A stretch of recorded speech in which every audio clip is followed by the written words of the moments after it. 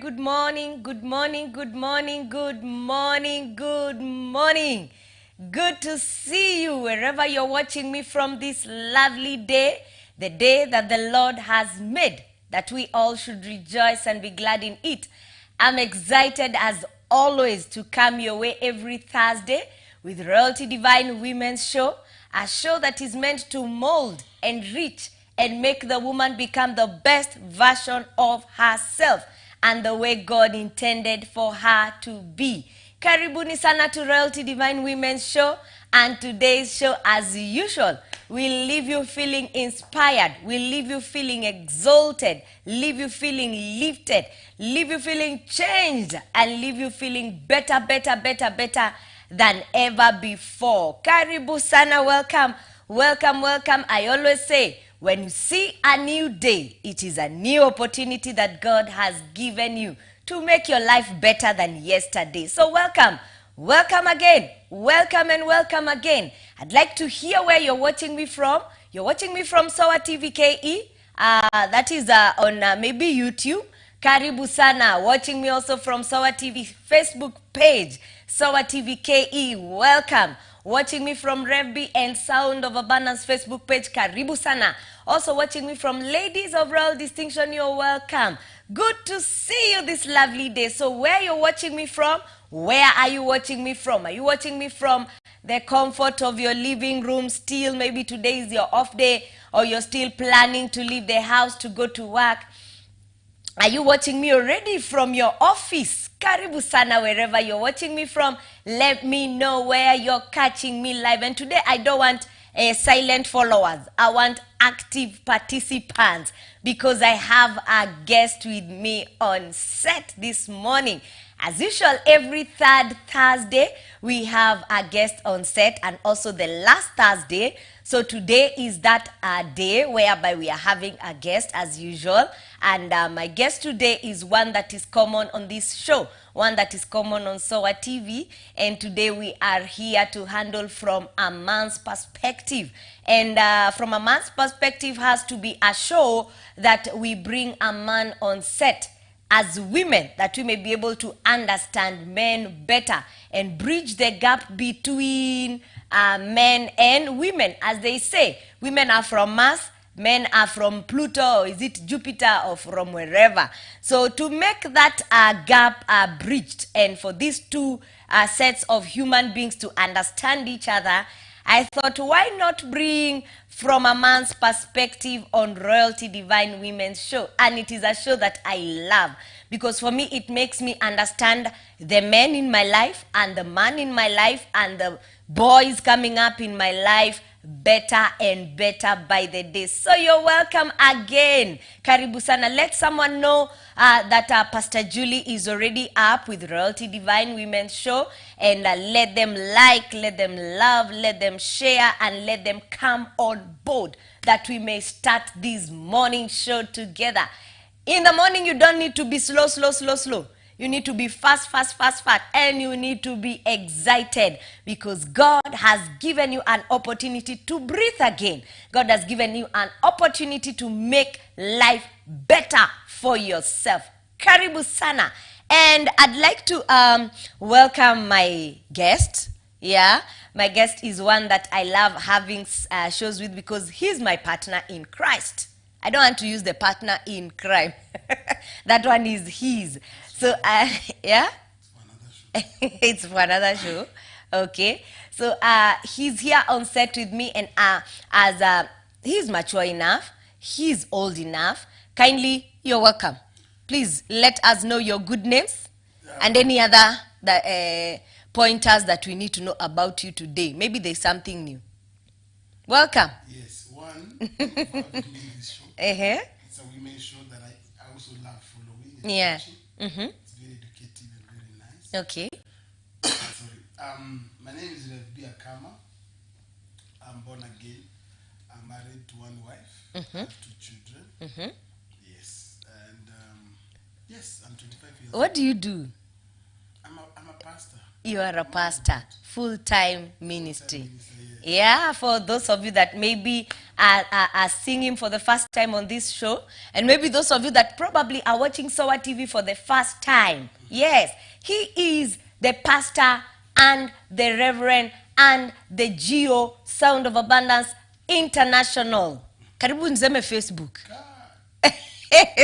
Nimezoea kuannounce Sound of Abundance in connection with Facebook. So he's the general overseer of all the Sound of Abundance churches international, and also he's the CEO Sowa TV. So this morning I'm seated with the Chief Executive Officer of Sowa TV. What an honor, what a privilege, what an opportunity that he has granted unto all of us to be able to be on air.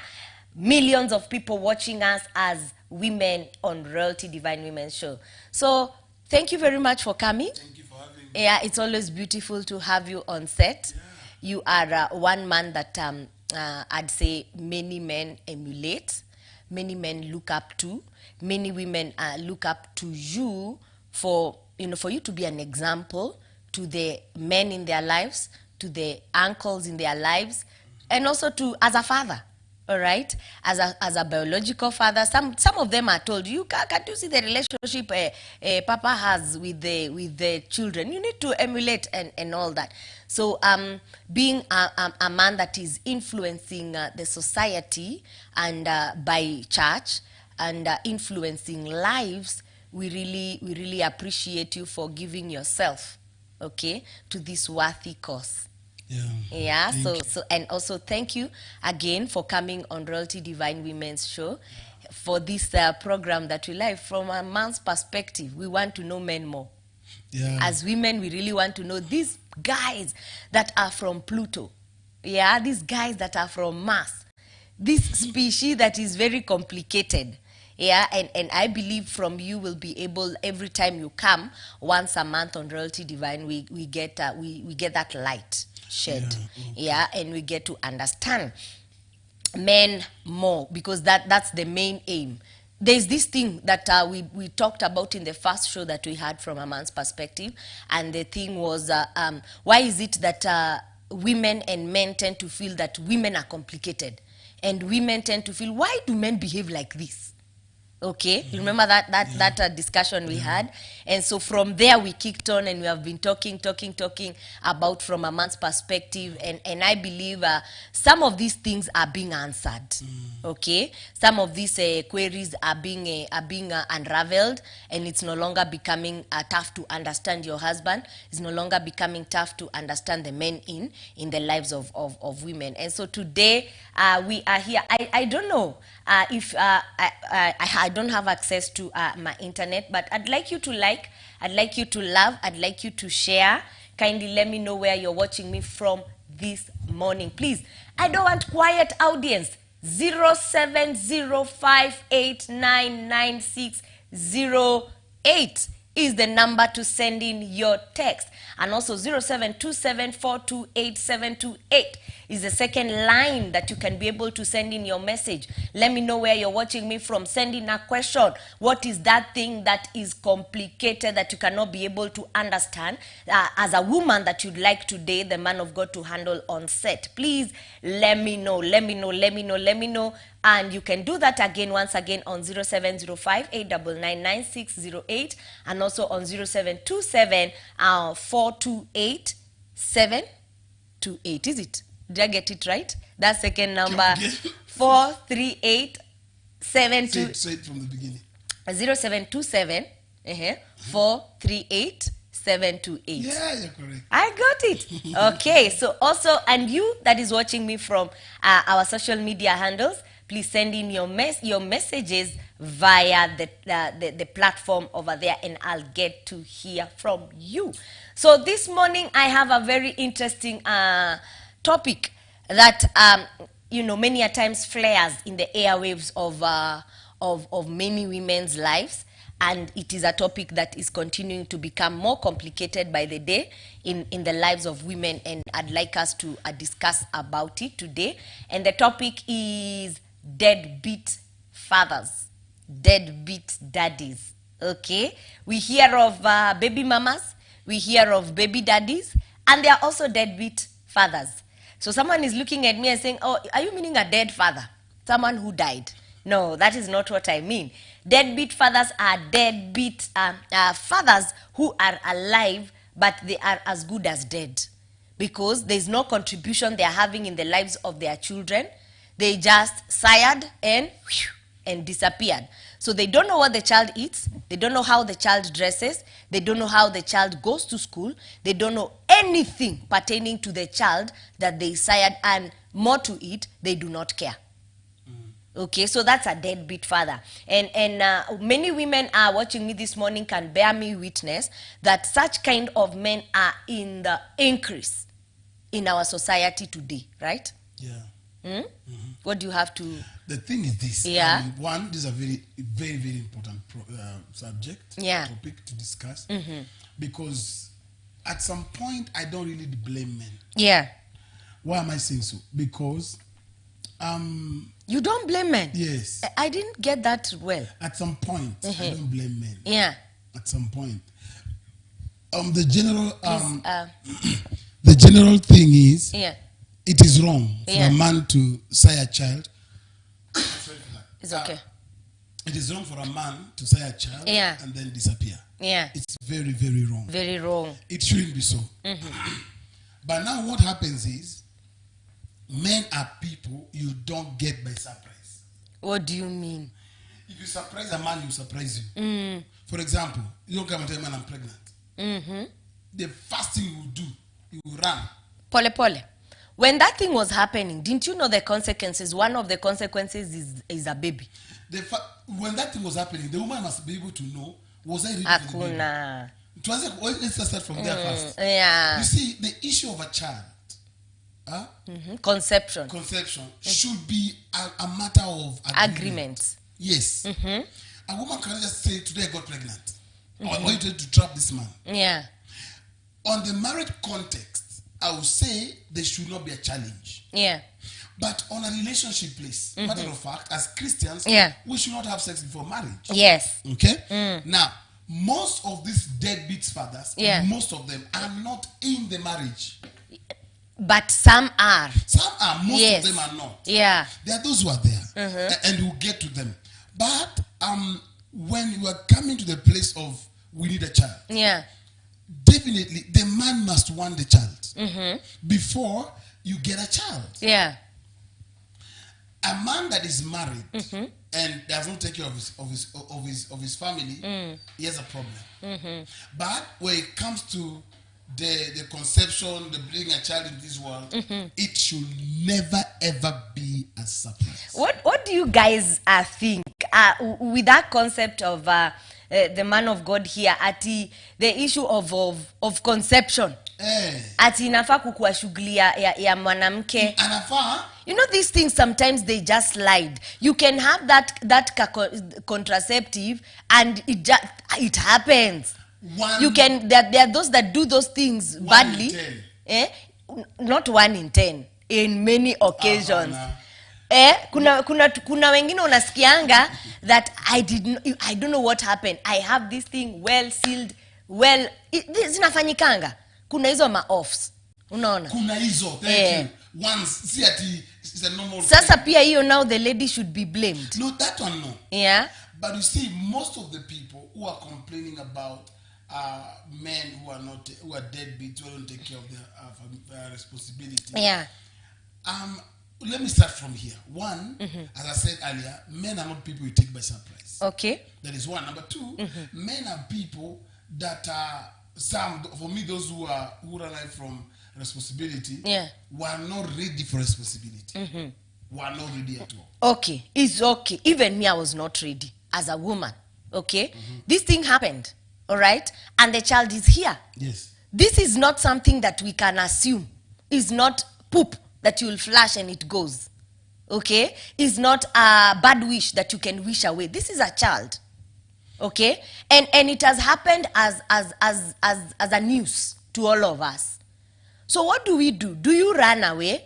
Do I run away? who will take care of the child? Nobody should run away. Yes, and that's now the essence of, doesn't matter the circumstance. For me, I stand for women.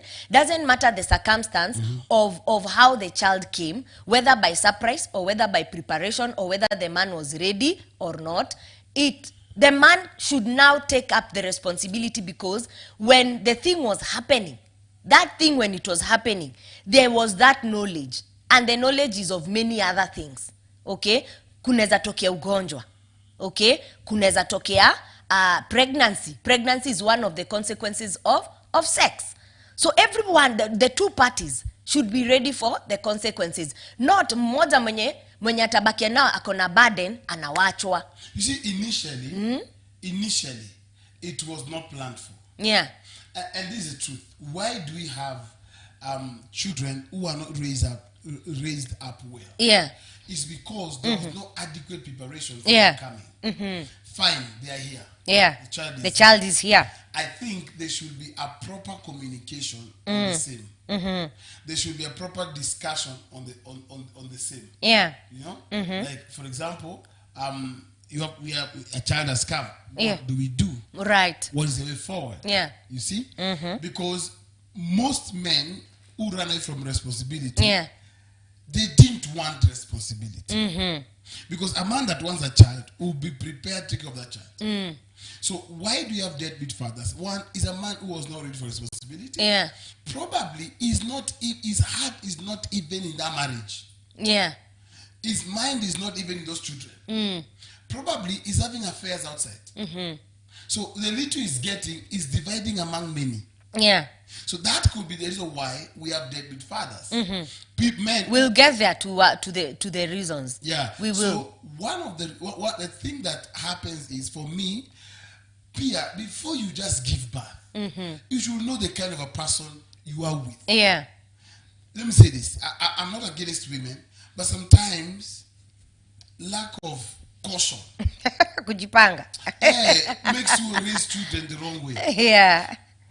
This one I can stand on. Most of the ladies who are mothering children by themselves, they were not ready for that child. Both, yeah. But you see now. But you see, for example, what I mean by that is they were caught unawares. They just had sex. Before you get there, let's be very honest. Let's say if it's your husband or a man you're dating, you know that person. Kuna vile mtu, the way you know that person, this person is very, because a irresponsible man, you will see from the first day. Let me tell you, every man, when they want that thing, they are very responsible. They can even sign checks. They can exchange title deeds. They're very responsible. Don't fear. No. This thing is, I love you. Me and you forever. Unaona? And today I want us at least to put you there. Yeah? Really, you see, this is what I believe. Yeah. This is what I believe. Sex just doesn't happen. Of course, it doesn't happen. Yes. By the time it's happening, even the woman wants. Both parties are willing. So unless it is when rape. you're willing by a willing seller. Yeah. Before we get there, how well protected are you, woman?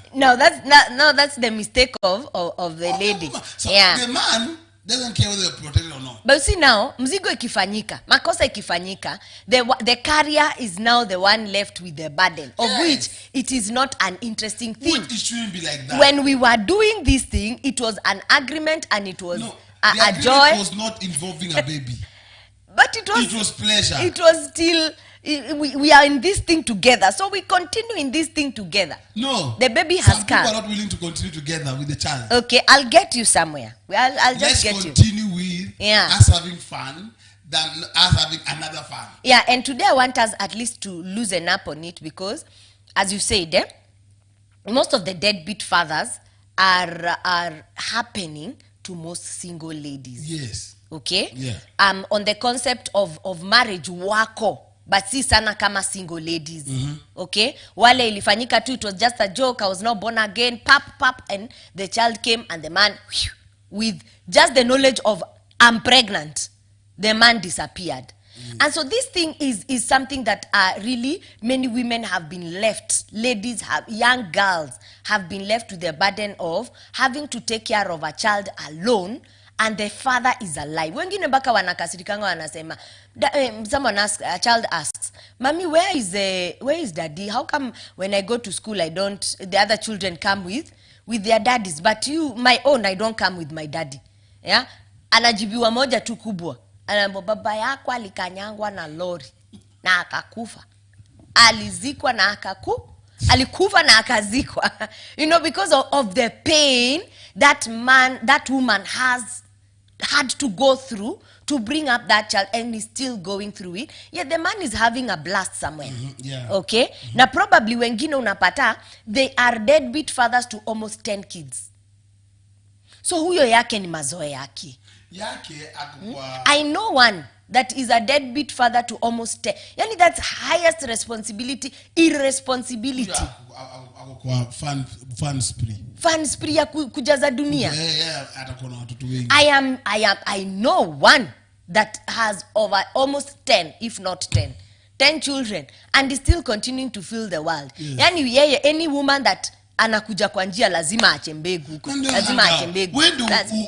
Upandiwe mbegu. So kata ground is pandiwe mbegu. Yeah, you can if you're wise enough. For me, and others even go to a desperate extent of now going to procure an abortion, which is wrong.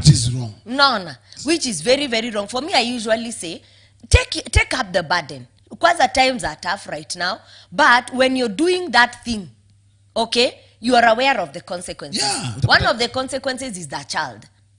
Okay? The other consequence, if you're having unprotected sex, is what? Is diseases. Yeah. Na hiyo sasa ni for a life. Afadhali mtoto utabeba miezi 9, na at some point in the future, that child might help you. But the truth is, deadbeat fathers are becoming too many. With especially the economy and the way things are going, I think inakuwa tu ni kama minahepa. It wasn't me. They plant a seed and how sure am I? Inakuanga ka story, how sure am I that child is mine? How sure am I was the only one in your life at that particular time? Yani inakuwa unarukwa kipetero, Kiesu. Unarukwa unabaki unaangalia zile za, is this the man I know? Our viewers, you that is watching us this morning, yes, are you in that situation of a deadbeat father? Yani, you are a lady that is raising children alone, probably from a marital setup, or probably ilikuwa hit and run the days that you didn't know Jesus and it happened. Let us know the circumstance of how you became a single mom and how the father of your child is helping you or not helping you. And also the struggles. I'd like to, to hear you from your engagements. Kindly today, I don't want to see people who are peeping. Don't peep. Yeah, I want you to really engage me. Let me feel more warmth that I'm not alone in the studio today. But also let me know that you're there, and let me know your story. How has it been? How painful has it been? What are some of the challenges that you've had to go through as a single mom? And what would you tell men? Okay, daddy is saying that kama mwanamke unafaa kukua rada, hiyo kitu ifai kukupata off guard. Yeah. But sincerely, sometimes even you didn't want that child, but you have no option because when ndo umebeba na ushatorokwa, you have no option. Uwezi kameza, you can't swallow the baby back. Kaa na mtoto. Yeah, kaa na mtoto. But now what happens to the father? Hakuna father. And then unaonanga wengine, they are so deadbeat. And then when it comes to like a girl who is now getting married na kuna dowry, sura yake kubwa anaileta hapo. Anakuja as a father. Where have you been when this child, I struggled giving birth, raising the child, going to school, the girl is learned campus and all that, where unakuja kupokea dowry? Yani, I can really fire you. Ushaona moto. I think at that point, na inakuwa kesi boma. At that point, still I blame the woman. Even at that point. Yeah. If this man went away the first day, yeah, the first day said no. The first month, 6 months, 1 year, yeah, he's off. Yeah. Put him off. Yeah. Some women do a mistake of still following up. A man that is not willing to provide, is not willing to be part of that child's life. Yeah. Should be put away to an extent. He doesn't even know, well, he should not even know where the child lives. Yeah. Which school. What, like you never gave birth. Let me tell you, to some extent they will know. How? They Bana. will know on this extent, kuna venye tu damu ni nzito. There is a way just, blood connects. Okay? And there is a way they just peep at their daughter. Probably you're a social media person. And you often put photos of the progress of the child. So atajua, wow, my girl now is 13. She's going to Form 1. Oh, my girl has gone to campus. She has graduated. So there's a way that he's up to date. Okay? With that. And again also, don't forget, blood is thicker than water. Kuna vile tu, in his deadbeatness. There's a way they, at some point atafuatilia too from friends or maybe from family, and he'll get to know the progress of the child. Come the day of dowries when you see There's him. no problem with him following up. Matter of fact, he can follow up and even stalk. But the barricade, the woman should put, it should be nearly a dower. Yeah. Ile ya vita. It's like the way Afghanistan is fighting with Kenya.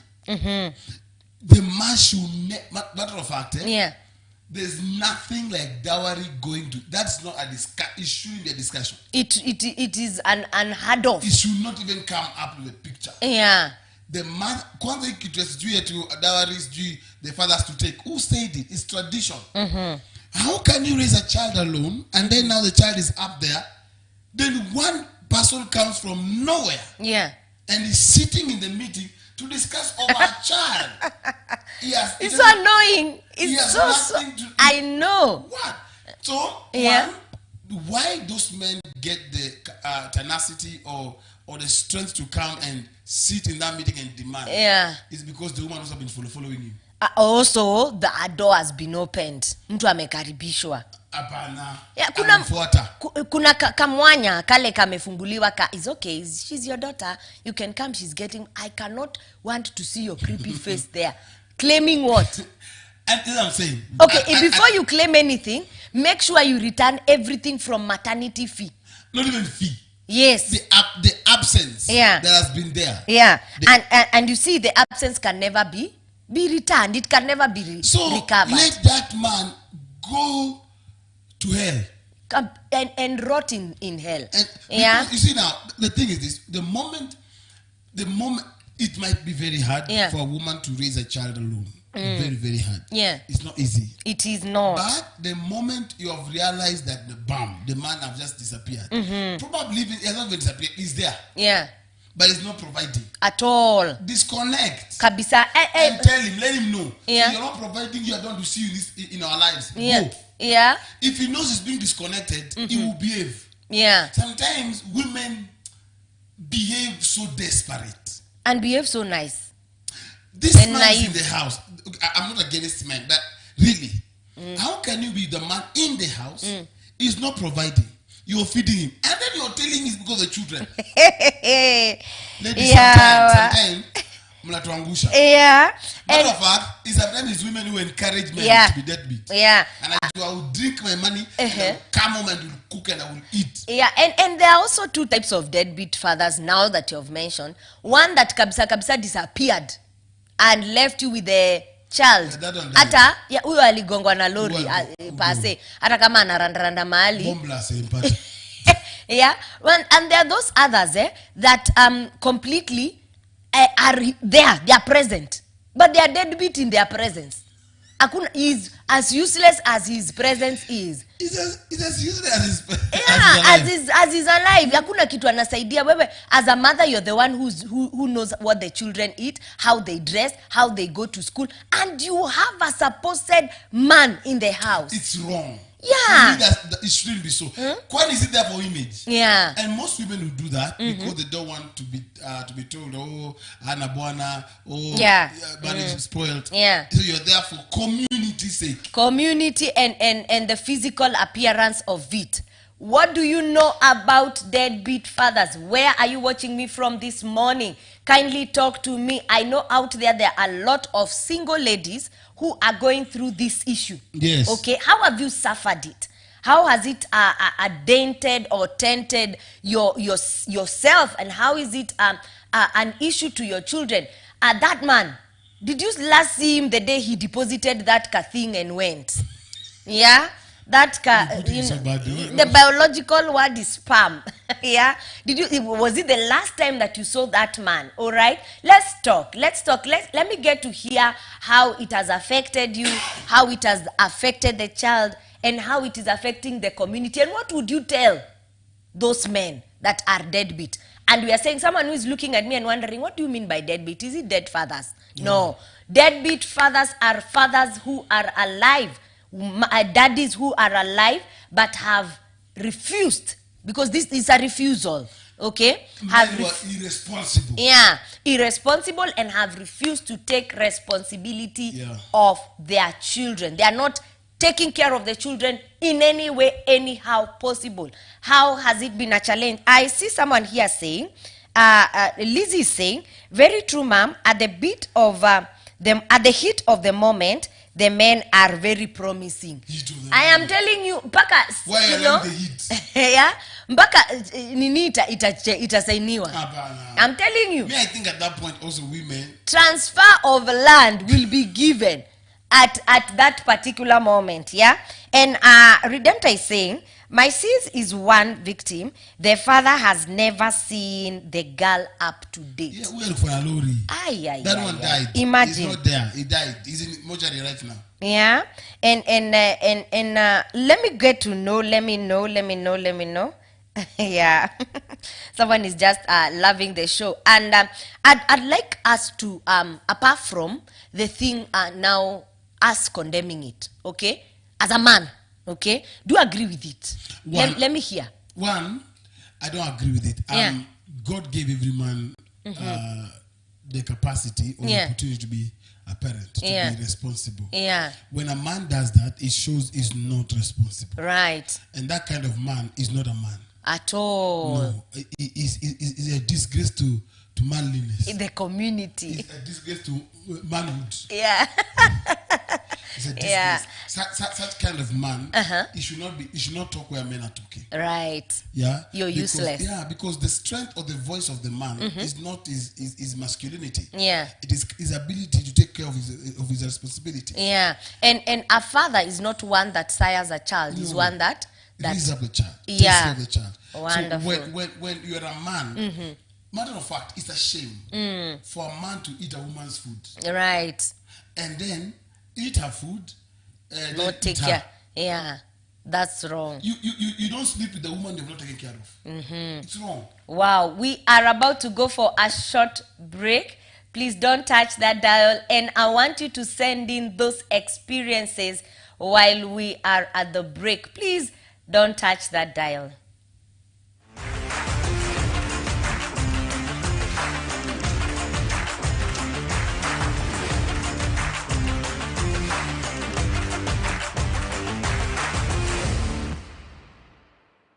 On the 18th of this month, June, all roads lead to the Ladies of Royal Distinction monthly meeting at the Lord's City Sound of Abundance Church from 2 p.m. prompt.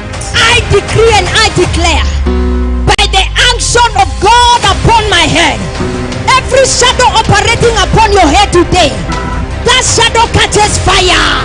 The theme of the meeting shall be, O God of Hannah, hear my cry. Wherever people had checked you out, the Lord is about to check you back in the name of Jesus. This day, ladies will gather to raise a cry to God over every challenged area of their lives, and indeed, the God of Hannah shall hearken unto them in Jesus' name. Any demonic power from my father's house, die! Our meetings are characterized by a great move of the Spirit in the Word. Human form shadows operate with what I call manipulative spirits. They put you under their spell and make you their puppets. Before they meet you, they will die on their way. Intense prayers and the touch of the hand of God. Powers in my mother's house. Hayakatatalaba. Rakatakatata. Don't miss this divine day for anything. See you then.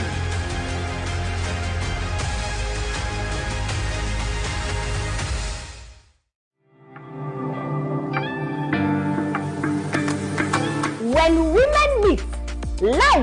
changed, marriages are transformed, families are enriched, children are molded in the will and the way of God. My names are Pastor Mrs. Julie B. Akama from Sound of Abundance Church, inviting every woman, every lady watching me for our annual Women's Conference right here at the Lord City Sound of Abundance Church. The date shall be the 6th to the 10th. From 6 to 8, we'll be having our meetings in the evening, meeting at the Lord City every evening. And on Sunday, we'll have our celebration service whereby we will congregate as women to celebrate ourselves. I believe that you will be part of us in this year's annual Women's Conference. And I want to see you. Make sure you mark the dates in your calendar. See you then. God bless you.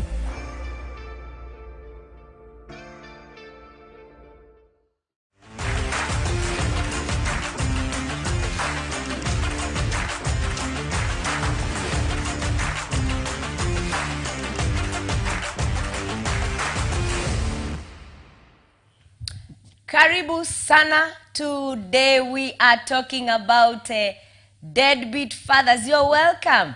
The short break also gave us an opportunity to talk here on the deadbeat fathers.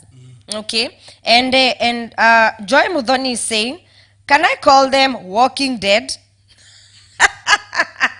Yes, you call them, they are walking dead. That's, I don't blame those women that tell the children aligongwa na lori, because it's literally ayuko amekufa. You know, hiyo kitu, definitely the child will get to know of the truth one day when she grows up. But I'd like us to take the show further, and please keep your experiences flowing on 0705899608. Those that are watching me from SOA TV, and also those of you that are on social media, you can send in on the platform and I'll be able to read your experiences there. I want to give an opportunity to women, that you men and the rest of the men can know how deadbeat fathers have affected the women and the children themselves. So I'll be reading some of those comments. So keep them rolling, keep them rolling. Also, like Redemptor, you can share in the experience of someone that you know that is going through the deadbeat experience. And so before we went for the break, I was at this point whereby I wanted to know, how do deadbeat fathers affect what are some of the reasons that deadbeat fathers exist? What are some of the reasons? As a man, what are some, the first reason that you said was the reason of they ran away from responsibility, they were not ready for responsibility. Yeah. What other reason? One, economy. Yeah. And so most men are probably one of them could be not ready for responsibility. Yeah. Two, they are not in a capacity. Yeah. To take care of the children. They don't have a capacity to take up the responsibility. Yeah. So you'll find that's why you find they're running away from it. Yeah. Because probably they are financially incapacitated. They don't have money. Yeah. So they're feeling, and a child. So that's it. Three could be they want to enjoy themselves. Yeah. So the little they have, they want it for themselves. Yeah. You know? I only get 50,000. Yeah. Me, I want weekend. I want to go and enjoy myself. Party after party. Yeah, so if this child was bringing here, the school fees, school will take almost 20,000. Yeah. No. And And you see something about responsibility, yeah, raising a child. Yeah. Especially to a man, it's not easy. Yes. In terms of, I have to. They don't want to know whether there's money or not. They'll give you a budget. Yeah. One of them, the budget is coming soon. Today in the morning, we're discussing their budget. And they asked me, are you talking as a father? As a responsible one. So sometimes you had to add that word. Yes, because you are. Yes. So what will happen is, yeah, when they see you're not provided, they'll ask, are you broke? What? So And then they get concerned. they get concerned. Yeah. But kids have this mentality. Daddy has. Daddy does not lack. Yes. But mom, Yeah. even if the mom has money. What are you trying to say? Wamama Watoto wananga? kujua pesa ile mama kunayo alipewa na baba. Hapana. That's the truth. Ask the child. Daddy said Wachangeni money. kututoa nguo na huko nje na saa ingine hizi pesa za chama ndio zina saidia. The kids know the money you have. The father gave you. It's not a true notion. It's not, but Yeah. it has some truth in it. No, not It, really. it is the way. You know this is a women's show. Don't try to downplay I'm not downplaying any downplay woman, women. But the way women, listen, the way women have made it look like Yeah. is men They are always broke. provide. No, women are poor. So Mnasikia daddy? Anyway. Next week hautakuja hapa next month. So what happens is this. Yeah. You'll find most children have this mentality. Yeah. It is daddy who provide. Right. And it's the truth. It's the truth. Yeah. So most men don't want, because they don't have. Yeah. They don't want to look as if they can't. Mhm. So they run away. Okay. They leave the woman to handle Kaibu. Kaib fulani. Wanatoroka. Daddy, Yeah. Daddy hakuna. Daddy, I'll pray for you. So those kind of things can Yeah. make the man like take off. Yeah, and my kids can pray for you. I'm telling you. They'll even go and kneel in their bedroom and say, God, please give daddy money. Daddy man, daddy is broke. Yeah, so that feeling also can Yes. provoke men. Eh? You know the pride of a man Is is when providing. is providing. Yeah. I don't know if all men feel the same, but I have this thing when I pay the bill. Yes. I feel I'm the man. I know. So when I don't, men, you should have that pride. Mm-hmm. Take care of the bill. There are those who don't care. I feel a bit ish. Yeah. When it's my wife paying the bill, even if Yeah. she has the money. Uh-huh. Sometimes she will take me out. I will prefer, are you okay? Can I handle? Yeah. Not because of anything. It's in my place. Yes. So most men run away from taking care of the responsibility because of what? Because they don't have the money. Yeah. And then the shame also. Yeah. I think The also, shame. Yeah. Also, another reason could be Yeah. they have another person that they take care of. Okay. There's another woman somewhere, another Yeah. family somewhere. You know? Or really. Yeah. So I cannot divide the 30,000. Yeah, ni kidogo. Kidogo. Okay. Also, you might also get that another reason could be the man is not even there. This is not the family he wants.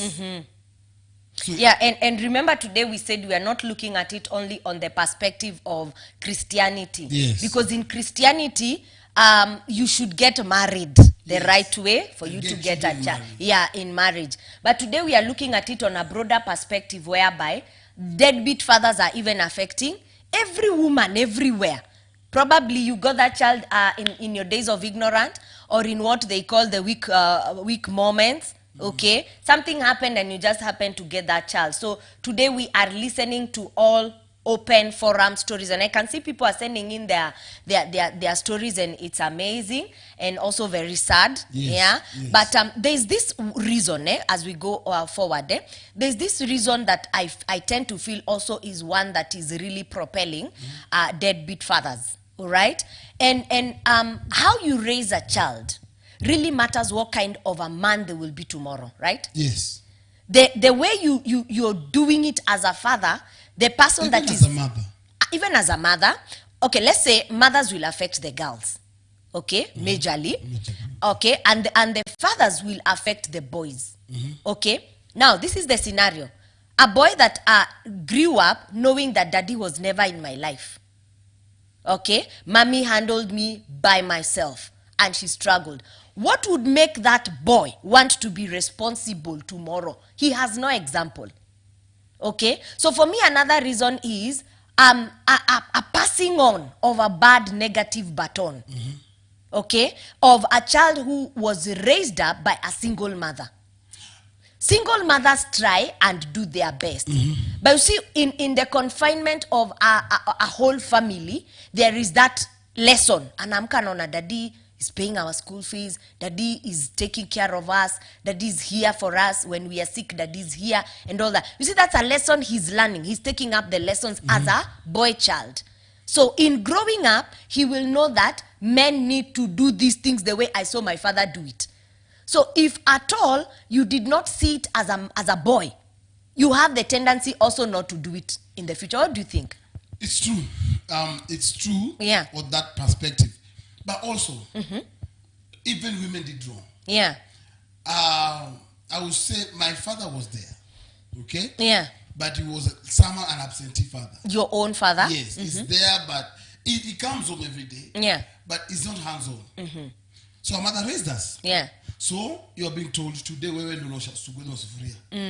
raised by our mom. Yeah. So you find we knew, me by the age of 9, I knew how to cook. Yeah.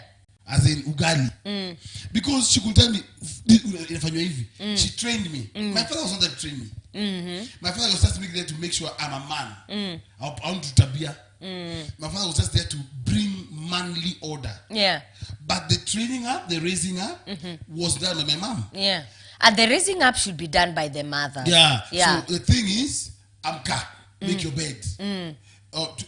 As we used to, matter of fact, at some point I used to see my dad having an issue with us boys cleaning the house. Yeah. Because, yeah. Because he used to feel, even in the kitchen. Yeah. So we had to learn cooking with our mom. When he's not there. Yes. So what happened is, as much as, yes, there are certain things a man might not teach the child. I rarely go to the kitchen with my son. Rarely. But we'll sit down, I'll tell you, oh, yeah, stand up, do that thing. Why am I doing that? I'll show him, go and drive. Yeah. I'm not teaching him how to drive for fun. I want this boy to know that if anything happens, he can go get a job as a driver. Yeah. God forbid. You get it? So there are things that a man can curb. But most of the time, because most mothers spend more time with their children. Yes. They are the ones that do the raising. Yeah. The raising is with the mother. Yes. Yeah. So that's another reason. You see, why we began by saying at some point I blame the women. Another reason why men become deadbeats is because their women have pampered them. Yeah, like now, for instance, a single mom who only has baba here and is baba until 21 is still baba. Okay, so that boy does not know how to be a man. Yes. Okay, he doesn't have it in his DNA. All he knows is let me tell you the truth, and this one I don't know, but most men have to agree with me that the presence of that man, even the way you're saying he was not presently as a father, hands-on as a father, his presence, there's some things you picked. Definitely. Yes. Because children from a certain age to a certain age, they grow up picking more from home that will mold them tomorrow. All right? Mommy will raise, mommy will nurture. Matter of fact, Yeah. most mummies spoil. Most mummies will spoil because you know Most that mummies spoil. there's that nurturing nature in them. This is the thing. Yeah. We're doing on the concept of the man is not there. The deadbeat. Yeah. There. Yeah. Order is there. He comes home late. He comes home drunk. He comes looking somehow. Or he doesn't at all. What does the woman? How does the woman want the child to be? That is what you find. The child becomes or overpowers their mother. Yeah. Depending on their mother raised them Yeah. from the beginning. My mom will talk once, and what he has said, he will do twice. You'll double do it. I never had Baba here. You see, we cannot raise African children the English way. That's right. And that is what every woman that is raising children, I salute you, alone, you cannot do. The boy is having beer, sitting in Baba. You still go and wash his panty. You still cook for him. A boy that is turning 12. He comes from, what do you call it? From boarding school, and he just stretches his hand. You're raising a lazy, useless child to the community tomorrow. Yeah, very The true. community and somebody's daughter will suffer when your son marries that child, that man. Yeah. Same to your daughter. You look for a man to take care of him. She'll become a useless, irresponsible girl. Yeah. That's why now we have girls who are using their bodies to get money. Yeah. Every woman, especially if you're raising boys, you have to be a man. Which is impossible. Their uncle can't raise them. Yeah. You're the one, you wake up in the morning, you give them assignments. I want that toilet scrubbed. It's not well done. Yeah. Scrub again. My mom used to tell me, Sugo sufuria mpaka nijione. So Yeah. you scratch it, then, sorry. So let me come out from that. Yeah. This is another thing I have to say. Another reason why men become deadbeats Yeah. is because their own wives or girlfriends pampered them. Yeah, encouraged it, and that one completely I agree with, and totally. If your man is not responsible and at all, today we are a little lighter, okay? Even if you're dating and you see that man has some sense of irresponsibility, please don't take the next step of sleeping with them, because the consequences of sleeping with these people is disease and children come. If an irresponsible man is in your life, they are still drinking, they want to party, they are still looking at girls when they pass like this, and that is the man you want to go to bed with. What if they happen to give you to live with a child? Even Yeah. a man, this man is lazy. Yeah. A lazy man. Because you'll know a lazy man. You know a lazy man. Yeah. This man has not been providing for the last 6 months. And the man is demanding a second child. And you are comfortable paying rent, Yeah. feeding him, Yeah, taking care of the buying child. clothes, Yeah. taking care of the child. The man will say, it's okay. The woman is anajiweza. Women should rise up. Yeah. This and, man yeah. is showing is irresponsible. You'll see fire. Right, and that's true. And I want to read one of the story here. And this one is from Lizzie W. Pirik. She's saying, story yangu, I had a relationship for 5 years with this man, and we separated when I was 3 months pregnant due to unfaithfulness. I deleted him from my life and my son too. He showed up when my son was 18. Unasikia? 18. Sele ashamaliziwa kazi yote. Maybe this guy will get work. 18. What are you coming to do? I'm already angry. 18 years, and I denied him access to him. He has never given a single coin. Other children teased my son when he was growing up that he had no father. It was so painful for me. You can imagine. Yeah. I told him the truth. He has a father, but we separated because we could not agree. He understood, and he doesn't even ask for him. I was 3 months pregnant. I think she's saying he never helped at all. That is a story here from Lizzie W. Pirik. That's an example of nimekwambia wanakujanga karibu time ya mahari hivi. Yeah, wanakuja karibu time ya mahari. And Georgina is saying that must have been a painful experience. I think she's commenting on W. Pirik's story. It's painful. Mine left when our son was 9 months now. And now he's 11 years. I have never seen him since then. Imagine. Since then, but God is faithful, wonderful, and more grace. 11, raising from 9 months to 11, Mama, you're doing a great job. Pirik, you've done a wonderful job as a single mom, and may God give you more grace to continue raising those children. I see people commenting on what Daddy is saying here. Can you read for Redemptor? Yeah, okay. Lizzie is saying, wana-encourageana tu hapo. And then Christine McKenna is saying, from single women, they tend to respect women with good upbringing. I don't know what that means, but I think it's just a continuation of the chat. This one is Redemptor, and she's saying, me, I was raised by a father ni kama ako na ayuko. Kila kitu uliza mama yenu sina. Yeye alikuwa ni usingizi asubuhi hadi asubuhi hiyo ingine. Those are the people now we are saying lazy men. Yeah. And she's saying down here, I saw that type of a man in my former relationship. Thank God I ran away. And that's exactly, those are some of the pointers that you look out to and you disappear in the broad daylight. Like, you don't want to make the same mistake your mother made. Yeah, okay? If you see such kind of challenges, you definitely take off. All right, I know there are some messages I've seen coming in on the church lines, and I'd like to handle before we go forward, but a quick one. And how do deadbeat fathers affect the next generation children, especially boys? They are raising children who have no balance. Imbalanced. Very imbalanced children. Yeah. Why? As the child is growing, yes, and this every man should know, yeah, as especially boys, when they are growing, there's a place they get to. Yeah, they need the shaping of the yes. father. And they can, one, lose identity. Yeah. they can lose responsibility. Yeah. They can lose direction. Yeah. They can become women. Yeah, to I mama. strongly believe these weak boys who are going for to mama to be kept. Yeah. These boys that end up behaving like girls. PS boys. PS. These- Sponge, SpongeBob. Yeah. These boys, their work is just to take some Viagra and so that they can, and women in Karen are taking care of them. Right. That demon needs to be killed. It is It's so rampant. it is growing. When I heard something yesterday that now there's a new wave that those young men, okay, most of them are really keeping their physical appearance very sharp. Like they are well built, they are working out, so physically they look very strong and attractive. And this is what now these older women are looking for. Now there's this wave that is there that they are looking for women who can buy them cars na waweke.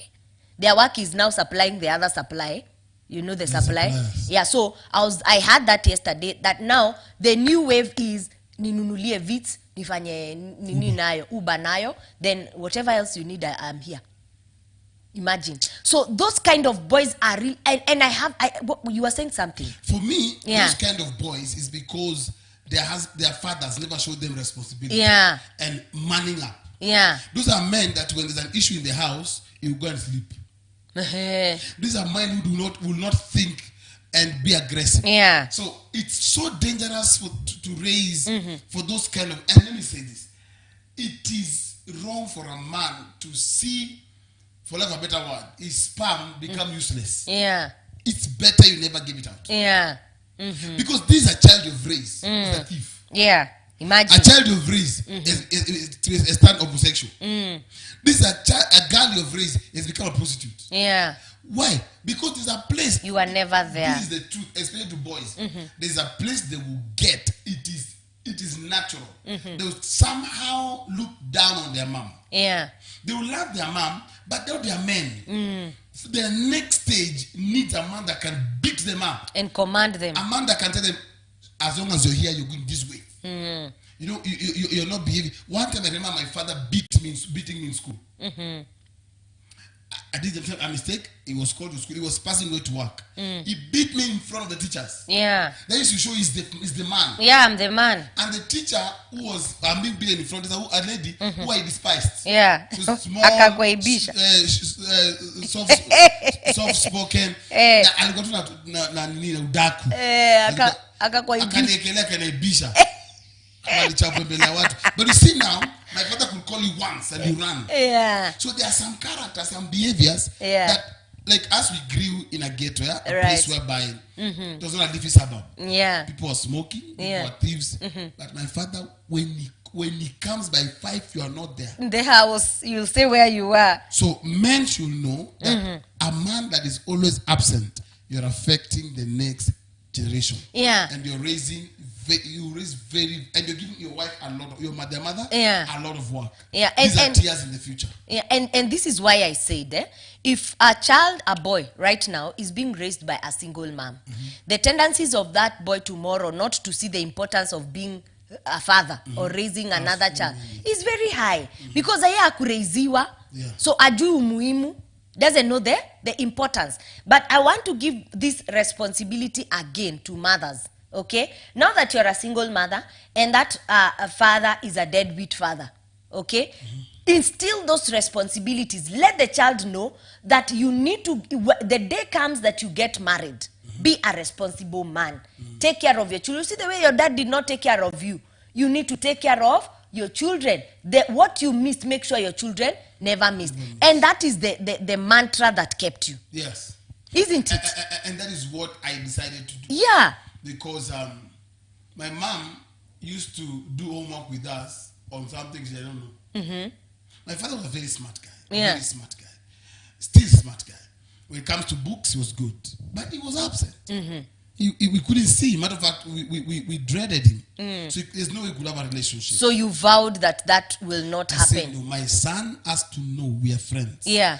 Then he has to know, so anytime ngumi is a Peter. And anytime I can give him anything. Yeah. And anytime I have to show him what a man is made of. Yeah. So that's the thing. As much as true, very few boys or men have a role model. Yeah. But I strongly believe a mother's counsel Yeah, very from important. the onset. Very key. From the onset.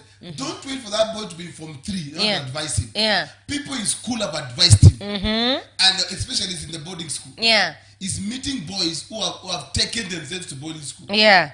So from the onset, tell him Baba Bebai. And you know something I realized? Something I realized. For example, I was checking. I was looking at my brother's little boy. Yeah. On Sunday. He was picking something from here and bringing, picking from this and taking there, showing he can be responsible. Yeah. So what he needs is that small thing to be nurtured. Yeah. Let your remote. Uh-huh. You see? Yeah. There's a time I used to tell my daughter, enjoy socks. Why was that? This is the way you treat a man. When you go to your house, this is how you treat a man. Yeah. You see? So there are things you train. Lakini hiyo ni sana kidogo. Ni sawa.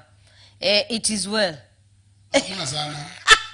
Rose Mosiemi is saying, very true, ma'am. Nowadays, men are looking for women who can buy them cars, houses, and give them money. They want women who can take care of the responsibility. Yeah, take care of their responsibilities, which is so wrong.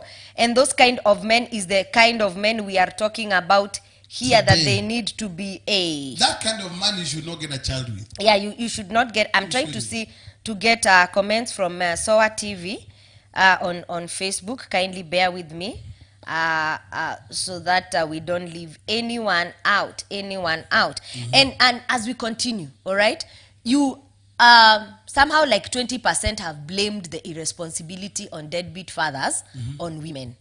Okay? Yes, 80%. 20. We 80 ni mingi, kwani sisi ndo tuna, how come they are responsible women? So let's say 20%, you've blamed it on them. But the thing is, you've said that they are to blame. Are ladies responsible for the increase of more deadbeat fathers, and how can they help men be present in parenting? 1. Yeah. Don't get pregnant for a man Yeah. whom you have not dated enough long To enough know them. to know them. Yeah. Number 2, don't take a man's nonsense. There is let him show responsibility Yeah. from the onset. Yeah, in the relationship, The relationship, to marriage. in the marriage, Yeah. let him take responsibility. Let him be there. Yeah. Give him that opportunity. When you show a man, life is so hard. When you show a man that he can go and he doesn't have to provide food, you can do it. Yeah. You know, sell lanja because a born is store. You're showing him you don't have to provide here. So what happens in that scenario? Mkuofenja hapo juu Hapana. It should be talked to. Yeah. It does not change. Unless there's no food for poor man. There's no food For a lazy man. He will not eat. Yeah. Unapika mnaosha sufuria. Aye.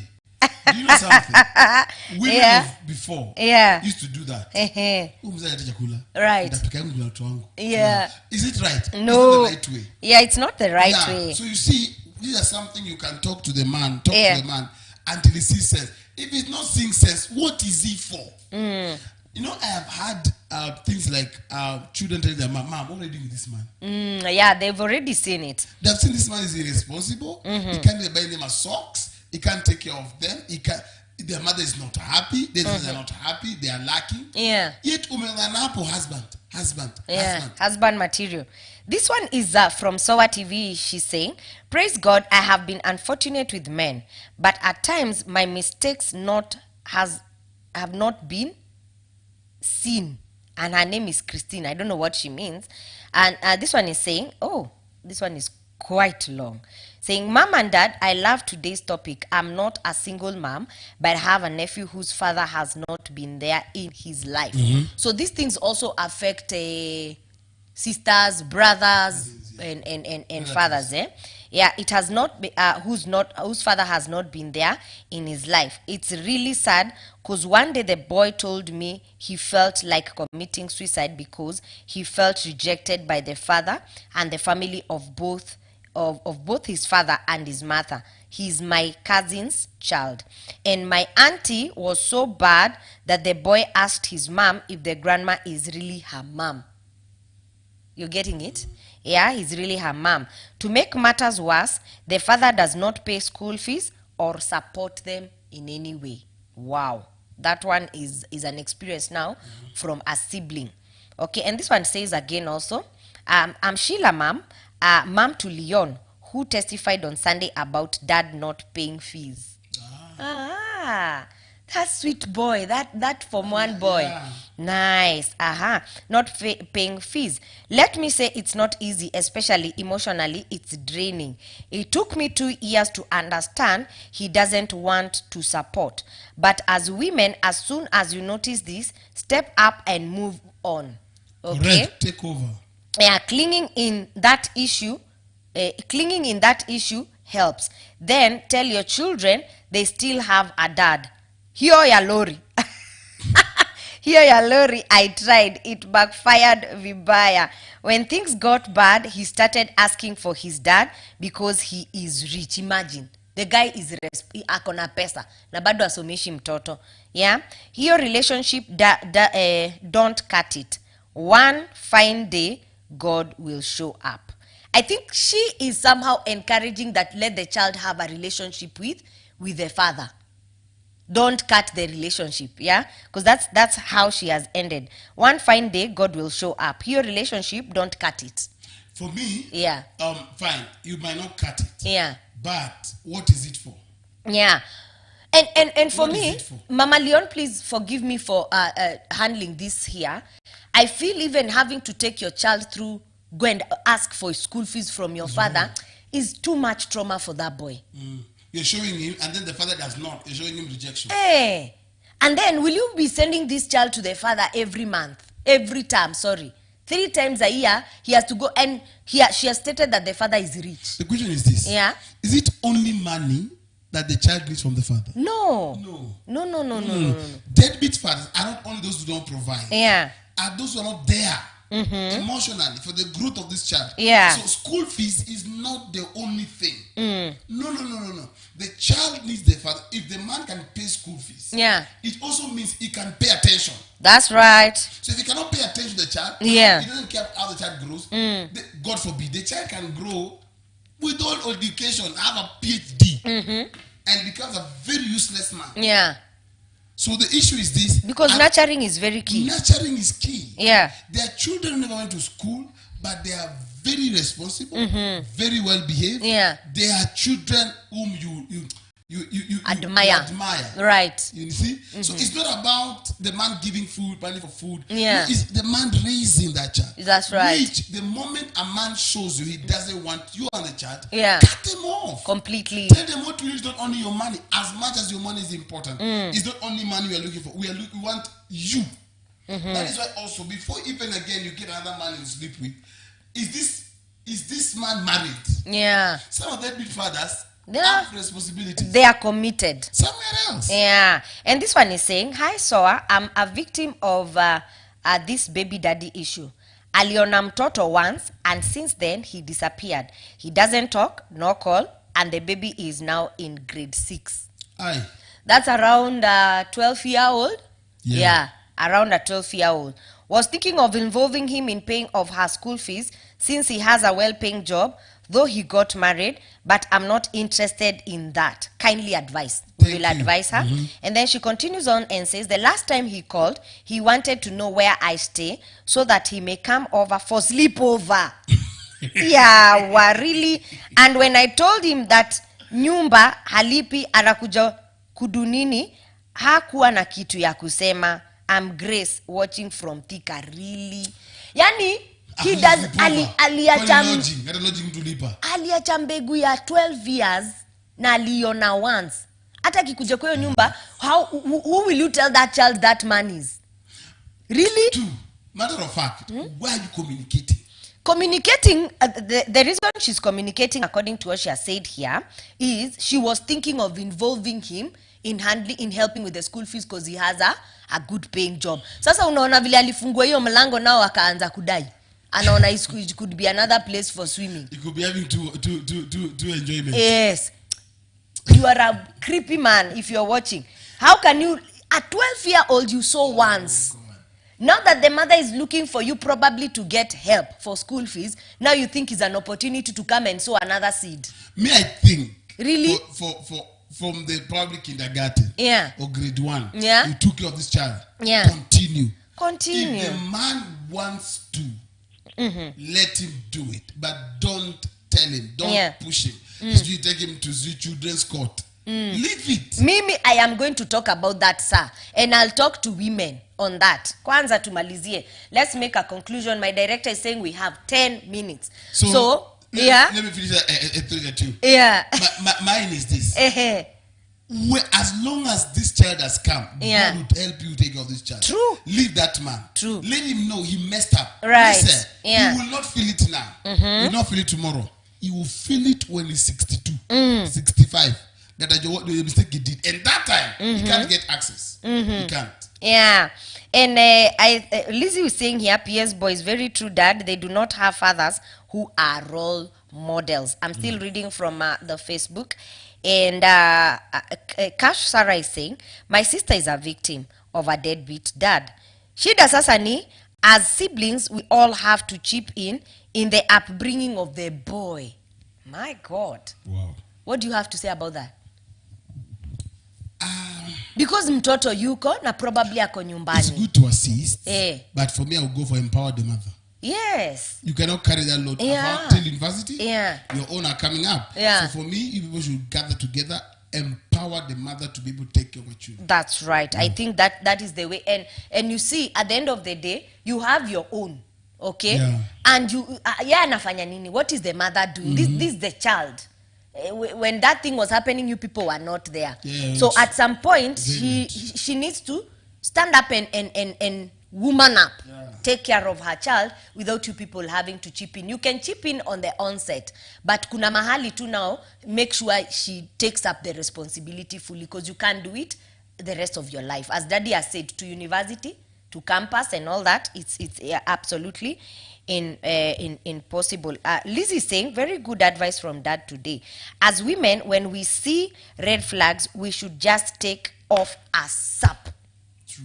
Very awesome. And Redemptor is saying, exactly, very true. When you can run, take off like yesterday. Yes.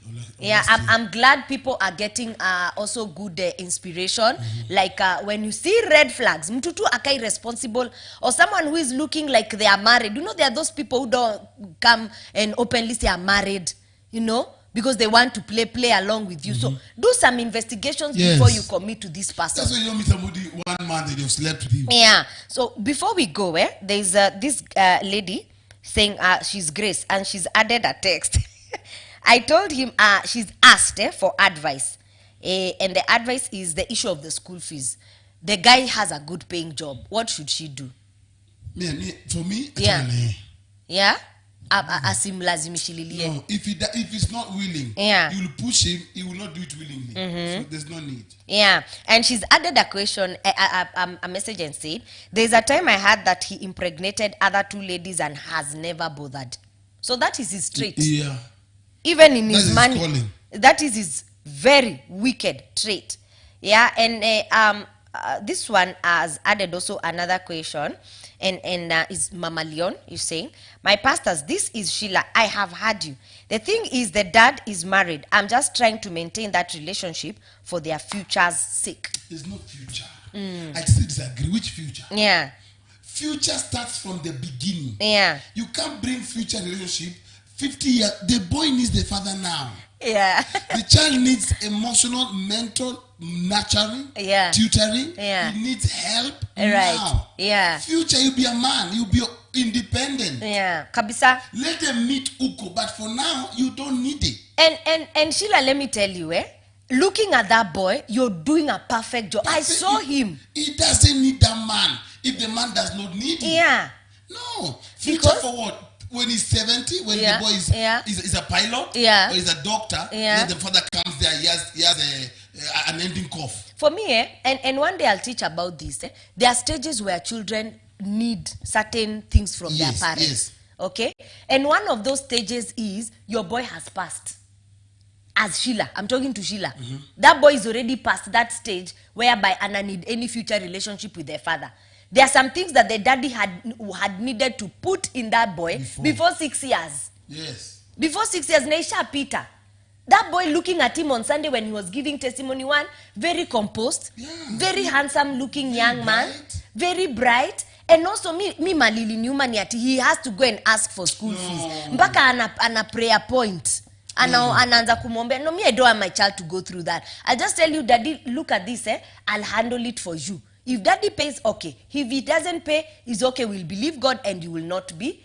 Hautakosa shule, hautakosa kusoma. You know. So me, Sheila, I think you're the mom. You know what's best for that boy. But don't force things.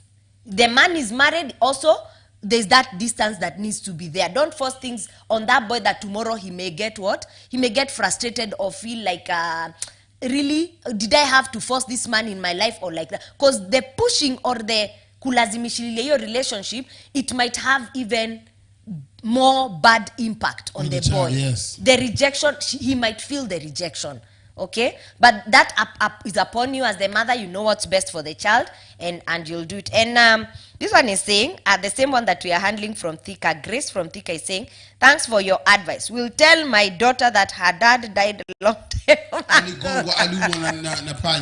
Yeah, aliumwa na panya. Yeah, alikulwa na panya, usimwambie hivyo. Just tell the girl, sit the girl down. If at all, probably she knows that the dad is alive. One day when she's big enough, because now she's 12, she might not, and I have an 11-year-old. The understanding might not be absolutely mature enough. But one day if she asks, sit her down and tell her, your dad is there somewhere, he's did this and this, and he has never taken care of you. I'm the one who raised you from the onset. Let it be clear. If the father is alive, let it be. Wacha kwe hai. Wacha mtoto ajue, my dad is there and has never taken care of you. Is irresponsible. There's something you're saying about yeah. Before we close, I wanted to hear your mind on that. Yeah. You're saying about taking the parents for them to be able to provide. Yeah. Taking them to court. And that's my parting shot. I want you to give your parting shot, then I give my own. What do you have to tell deadbeat daddies? 1. And what do you have to tell single moms? 1. Especially single moms with boys. 1. Deadbeat men. You might enjoy yourself now. Yes. But the question is this. You don't know the future of that child. That's right. One day they become lawyers. They become doctors. They become Barack Obama tomorrow. Yeah. Will you be proud of them? Will you go? Will you want... this guy I like. It's called... Floyd Mayweather, very good boxing person. The father never raised him. The mother raised him. Yeah. When the boy became, he's one of the wealthiest boxers. Yeah. The father came. Yeah. One day he was sparring with the father. The father was the boxer. They clashed. He wanted to beat up the father. You are not there when I was struggling. Yeah, anger. Now that I have money, you're coming here and telling me what to do. Ndio angemuinua hapo ampepete kidogo. You wanted to beat the father. What happened was this? You know, the people, the sponsors, what? Yeah. Okay. But you see now, I saw this man is coming. He has nothing to show. Yeah. He wants not to come and take charge. Deadbeat fathers, if you side a seed outside, please respect yourself. Yeah. Stay off. Either you go take up your responsibility. Fully, emotionally. Present, be there. Yes. If not so, keep off. Even when you die, keep off. Keep off. Number 2, single mom. When you have boys, attach them to men they can look up to. Attach them. Like I hear on that, I see here in church wise women who've pushed boys to daddy. Yes. It is wisdom. And for me, I don't have a challenge at all with that. I see it intentionally. Yes. Yeah, like one kabsa, I've seen it. That boy comes to you he's not a boy, he's mature enough, Yeah, he's a already man. past. Yeah, he's a man. But he comes to daddy for every inquiry and questioning and instruction and wisdom and everything. And Matter it of is fact. from the mom. Matter of fact, the boy was saying, according to me, I have a father. Yes. So I don't care about the other one. Yeah. Then he was asking me, can I change my name into your name? And you see, he's coming because he needs. Yeah. The only way he can become a man that he's supposed to be, he has a man that he's looking up to. Yeah. So he wants to take the shape. I see how this man is handling his marriage. He's handling his life. I would like to be like this. Yeah. So push your sons to a man that can be a role model. Yes. Don't take him to a drunkard. Take him to a man that is responsible. And some who can talk to them, especially push them to church. And make sure they are taken care of. Yeah. But Stop pushing. Yeah. So you're sending your son to go ask for school fees. Leave that thing. It's bad. It's showing where Ujwezi. And then he's going to probably to ask for the money. You know, ile pandingne kuna wife. Na watoto. That boy is living there with why am I not with my father like these others? For me, that one should kabisa, I don't know. The mother should protect Yeah, that. the mother should protect that completely. And if at all the school where he's gone to is a little bit high, take him to a school of your level. Where you can handle. Without much. And God is on your side. Much stress, yeah. That child, God will help you. Yeah, and Brian Muhavi is laughing and saying ati angemuinua mam. Wacha kutuchekesha. Yeah, it's true. And Will Smith also is also coming from a deadbeat father. Yeah, and so many people who are up there. Yeah, and they were raised by women can do a good job. Just remove your eye from that man who is not interested. You don't need him if he doesn't need your child. No. Hata si wewe, your child. Leave him. Yeah, leave him completely. Hey, Daddy yako. Hey, Lillian is saying, thanks mom for that point. I do tell my son the same way. If your dad pay fee, well and good. If he doesn't, mama is here and I will handle it. Pressure mingi sio poa for a child. It's true kabisa. Avoid your point. Yeah, oh my, we are suffering, you know, your father has money, he lives in Karen and all that. It will make that boy grow with a certain level of bitterness and it will not help him. Let him grow in a positive atmosphere. As a mother, get the stabs. Okay, get the pains and all that. My parting shot for deadbeat fathers: men, you are letting us down as women. If you know you come and sleep with a woman and you're not ready to take the responsibilities thereafter, and one of the responsibility is fathering a child, then don't sleep with a woman whom you're not ready to, to take care of the responsibility when it comes. We need men who will stand up for our children. We need men who will stand up and raise boys to become men. When you're absent in the lives of these boys, it brings a dent tomorrow. These boys grow up not knowing whether they are boys, whether to follow mommy. Wengine ndio hawa squeezy na wanavaa nguo, dress in social media. That's nonsense. And that one also is from a deadbeat father. The man I was showing you on Facebook, on Instagram the other day. Remember him? A comedian that makeup kabisa is looking completely like a woman, but then if you meet with him, baka kona bat. It is sad. It's a balloon. That's a boy that should be a man, but now he grew up with a single mom in the middle of two sisters. So he was there. Number 3 is the last born.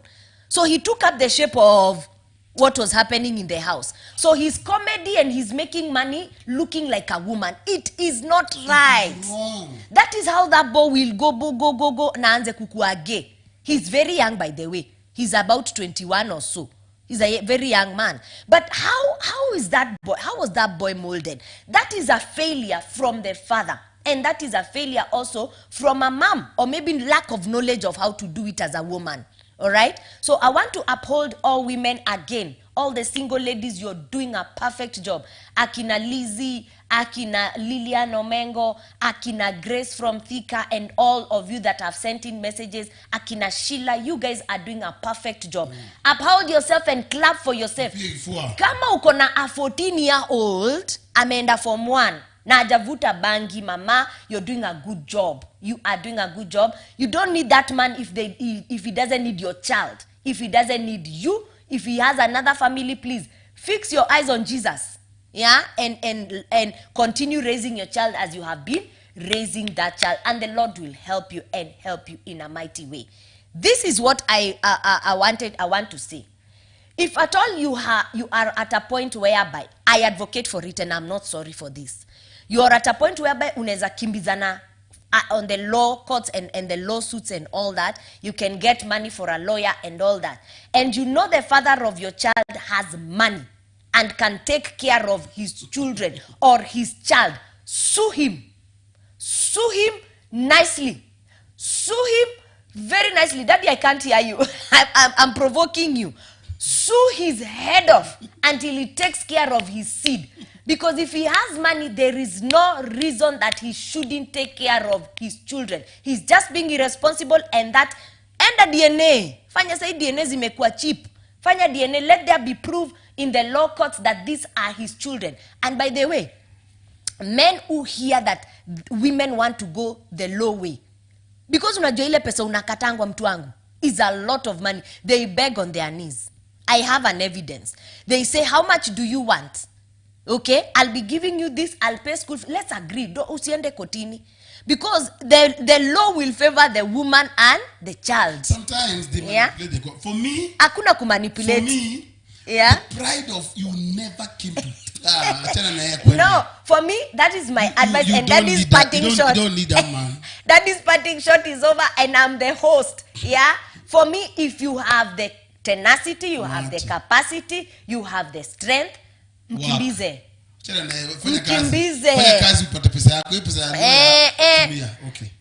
You see, now this one will not come on this show next time.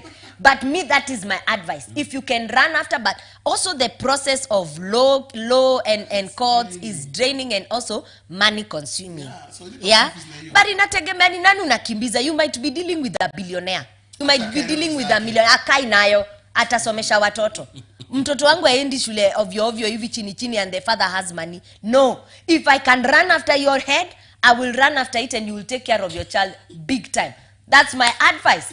And on Saturday, on Saturday, we are having a program for the women on Ladies of Royal Distinction, our monthly meeting coming up this Saturday. And it's gonna be an awesome time in the presence of God. We are having a program with the theme, Oh God of Hannah, hear my cry. And that service is one that you don't want to miss. We've been on 30 days of waiting on God in prayers. 30 days praying as a church. And so this one, as I was believing God for what do I tell the women on the 18th, God gave me that theme. Oh God of Hannah, hear my cry. Now, every area of your life that is challenged as a woman, I want you to come down with it written clearly, right? Written down. Make sure you come with it plain, because that day we'll be crying out to God.